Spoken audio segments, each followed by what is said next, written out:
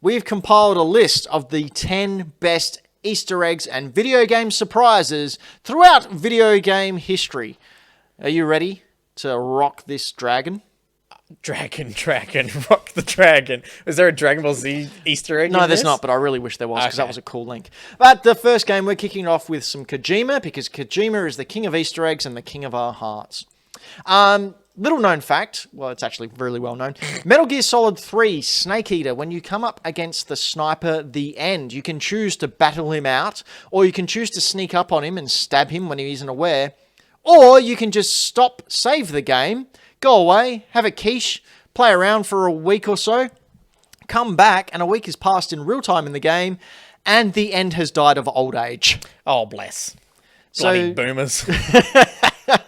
Can't rely on them for anything nowadays. Bloody weak and die. Can't even snipe good old Snake. God. So, I mean, that's pretty cool. That's a pretty cool little Easter egg. Like, anything that people can't easily find like that. Like, I would love to go back and find out how long it took for people to find that. Like, if it came from a case of someone just got to this boss fight and then stopped playing because, like, a pizza arrived and their mum called out to them, was like, hey, you gotta come have dinner. And they saved it, and then they got told they had to do chores and went to bed. And then they couldn't play the game. Oh my god, his eye just then was gross. That's why he's so good. And then they went back to it a week later when they finally got to play again. And they were like, oh, did I already beat this boss? Hang on a second, I didn't fight this boss. He just died. We've actually got the cutscene here on screen. If it skips forward just a little bit, you can actually see Snake sneaking up on him. And then he goes, put it down. And he goes up and pushes him, and he just kills over and dies. It's fun. You don't even have to lose any health. That's so good. Second up, number 2 on the greatest Easter eggs of all time. Castlevania Symphony of the Night for the PlayStation. Great game, classic game. If you insert the PlayStation Castlevania disc into your CD player, remember them? Oh yeah, those. Yeah, you can hear a warning message from Alucard urging you not to continue listening to the CD. Oh. And then you go to the second track, and it's just a remix version of the Castlevania tune. Weird. I know. Oh, what a weird little finding. It also reminds me of the Easter egg in the Killer Instinct Super Nintendo bonus CD, where it's got something like 20 tracks. And then there is 9 tracks of just silence. Oh my god. And then the 30th track is the humiliation theme. Oh my god. Humiliation. That's ridiculous. I think the first thing I can think of that had a hidden track was a My Chemical Romance CD. And I thought it was the best thing ever that there was a hidden track, because we were listening to it like as it came out in the car radio. And it skipped to the next track, but there was nothing left. And I was like, oh, what is this? And then we just sat there in silence waiting. And then finally this weird little ditty started. It was great. Speaking of little ditties, John Romero in Doom 2. So for those of you who don't know, John Romero is sort of the brains and the head behind Doom. Basically, if you put in the no-clip cheat code, which allows you to walk through walls during the final boss stage, which is a giant demon head. You walk through the hole in the boss's head, and you find out the true mastermind behind it all is John Romero's digitized head on a spike. Yikes. He'll say backwards, to win the game, you must kill me, John Romero. So you have to shoot him a bunch of times, and then you win the game. Oh my god, how is it so realistic? It looks gross. Well, that's why the game was spanned over 4 floppy disks. God damn. Yeah, because half a floppy disk was taken up to John Romero's head. That's really cool. That's awesome. I mean, John Romero, he's got, yeah. Oh no, really? Is this one of these things? No, he's just, he thinks that he's pretty good. Okay. He's very happy with himself. One of those. He's very happy. He's a very happy man. Very happy that his bloodied head appeared on a stump. Bit of an ego thing, maybe. Bit of an ego thing. Now, something else that's a bit of an ego thing and get a rise out of a lot of people. It was a little game called Woody Poco. That's right, that classic NES title, Woody Poco. Do you remember, you may not remember, Brayden, but back in my day, there used to be this rumor of nude codes. Okay. That you could Okay. get- No, I. This is a thing that has still posed the internet for a while I was a kid. Lara Croft nude. Jesus. You could play a nude. Yep. Oh, man. And nudalities and all this Yep. sort of stuff. Well, developer of Woody Poco, Takahashi Kobayashi, I didn't pronounce that right, revealed to school children, because he didn't want to tell anyone else, because he snuck it in there without anyone knowing, that if you went into the bread store in Woody Poco, stood next to or beside the cashier and pressed the B button 200 times, her clothes fall off. I've actually got a time code here if you look in the... okay. Is there actually one here? in the run sheet, Braden. Woody Poco... Is there? Oh, no, it's not. I forgot to put it in. All right, so if you skip forward a bit, I'll try and find it. Oh, you've got the wrong one. Oh, okay. From 15 seconds, I believe. Okay. Is what... Okay. I one there. Gotcha. So if you like NES Interesting. stuff with digitized brassieres... From 15 seconds? Nope. That's not from it either. 206, maybe. Try 206, 206. there we go. We told you this was going to be a cluster of a show. But hey, we know what's up. Here we go. So when we can see on screen now, good old Woody Okay. Poco going into the bread store, and he walks up to the cashier, and then you proceed to press the B button 200 times. Yep. You can see from the timer going that he's been pressing it this whole And time. her clothes fall Oh off. my god, okay. There you go. Wow. So apparently he told the school kids that, and word got around the school very, very fast, and they told their parents, and their parents complained to the company, and he got his ass fired. Wow. Smooth, dude. But the cool kids think I'm cool. Yeah, do you know what else cool kids think is cool? You're an old man. What are you doing? Yeah, good idea. Yeah. The Sims is cool, or so my daughter tells me. But what's even cool is the mystery of Bella Goth. Have you ever heard of this? I have never heard of this. So The Sims we know is Sims, basic, we love The Sims. Yeah, it's just a slice of life, simulated game where you talk gibberish and have I showers. had this on my home PC. And you played many a sim. Oh man, I had this on. It was on the little CD-ROM. It was great. I Yeah. love The Sims. Good old Sims. Anyway, the That Bella music Goth is iconic. The Bella Goth storyline spans Sims 1, 2, 3, and 4 and points to her disappearance under mysterious circumstances.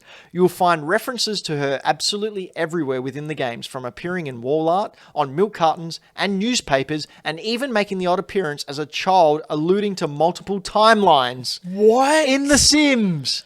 What? I know! But it's The Sims. Well, they've got it in there, and it's just an Easter egg that's built on itself time and time and time again and continues on. Okay. That's not at all what I would expect from The Sims. Okay. So, boot up your old save, go and try and find Bella, what her name is, and in a red dress doing all the stuff. Weird. I think there was like alien abductions as well. People theorize. yeah, there's millions of there's videos so much out stuff there in The Sims. on the internet about her disappearance. And, That was so dramatic. yeah, it's Oh a crazy my God. time.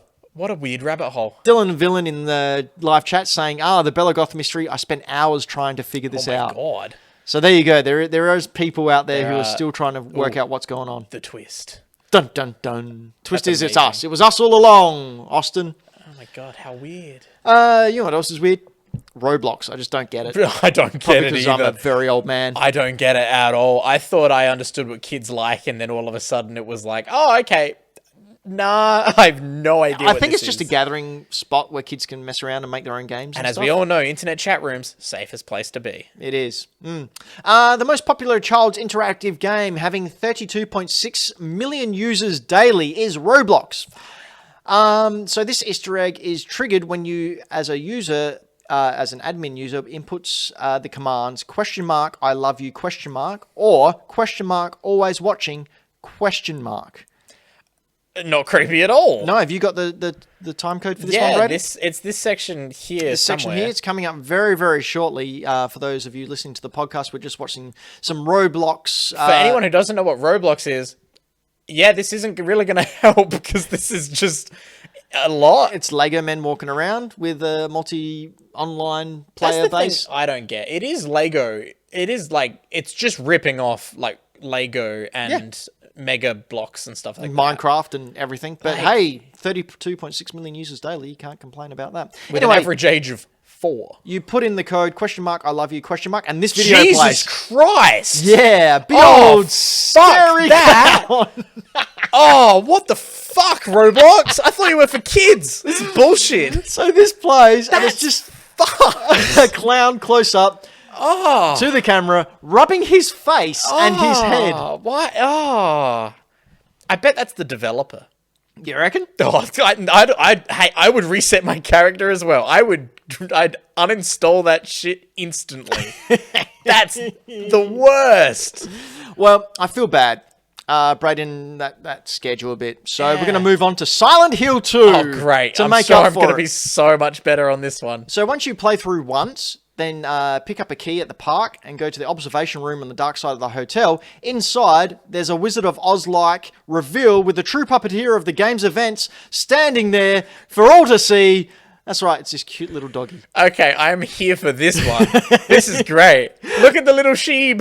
You walk in and so was you all Oh along. my god, this is so good. Oh, this is exactly what I wanted. Look at it. Oh, good little Doge. Good little Doge. He was creating Dogecoin back then. That's what he was. That's he's rolling in it now. Yeah. Literally.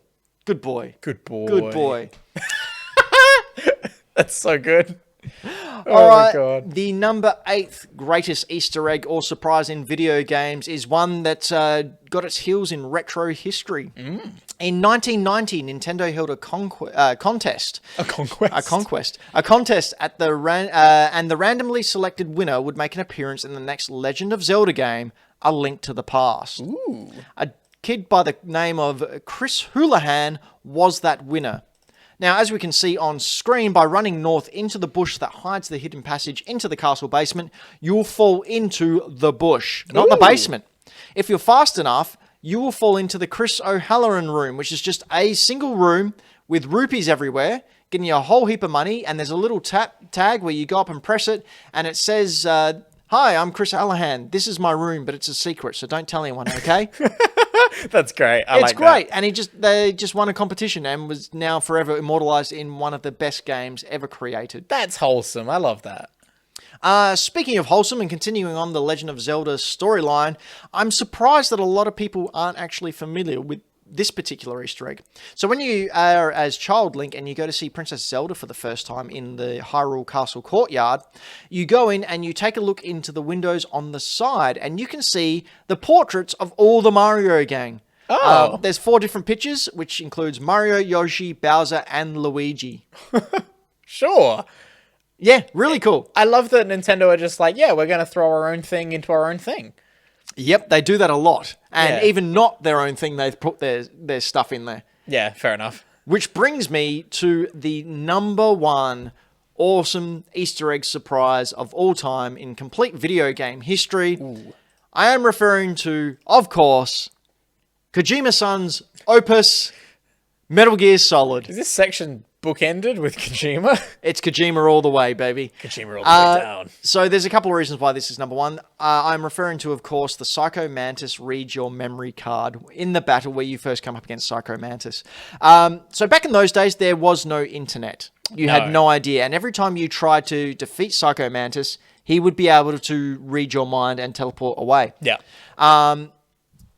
In order to beat him, you had to take the controller out of player 1 and put it in player 2, and then he couldn't read your mind anymore, and that's how you defeated him. Just the best. But That's the Easter egg that was really, really cool was that if you had a PlayStation card in there, he would display his psychic powers by reading the games you've been playing, by the saves that are on your memory card. And if you had a Kojima game saved in there, Yep. he would thank you for your support of Kojima. My God, that's the best one. I was about to ask, like, how many of these did they end up doing? But the fact that they're just like, nah, if you played another Kojima game, that's the one we're going to do a big shout out at. That's great. Not only that, during this boss fight, Hideo Kojima makes a surprise appearance and scares the crap out of the player. If you happen to move the controller after Mantis laughed during the cutscene, the image dramatically changes to Kojima laughing like a lunatic. Oh my God. So those portraits you can see around Psycho Mantis, one of them is Kojima, and if you're quick enough and you go over, it's just a 2-frame thing with Kojima as normal, then going, ha ha ha. Oh my God. That's terrifying. I love that. It's great.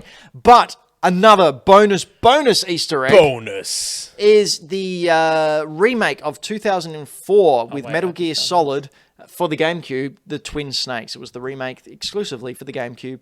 The collaboration to bring Metal Gear Solid to a new generation with updated mechanics resulted in one of Mario's most famous and most visible and most helpful cameos of the GameCube era.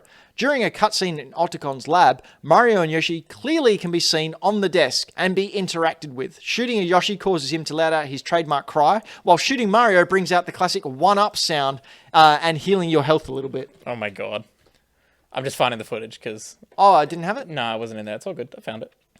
Well, we can see here, Snake running around. He's found a GameCube, little GameCube on the desk. And then, yeah, if you focus in and shoot either Mario or Yoshi, you get a nice little health boost. That's adorable. That's a nice little cool thing that Nintendo decided to cram all over. I like when the console you're playing on appears in the game. I like whenever... Like Pokemon. Yeah, I like whenever they're like, oh yeah, like when you're playing Pokemon, they're like, oh, there's a SNES on the ground. And you're like, oh, that's great. There you go, shooting Mario, you get the one-up sound, and your health comes back. That's great. You actually get health. That's cool. And and then Yoshi, I think, goes...